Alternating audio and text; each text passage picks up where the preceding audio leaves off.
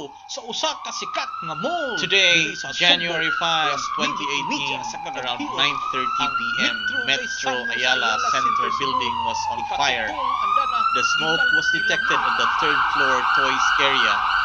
January 6, 2018, around 3 a.m., the fourth floor of the mall collapsed.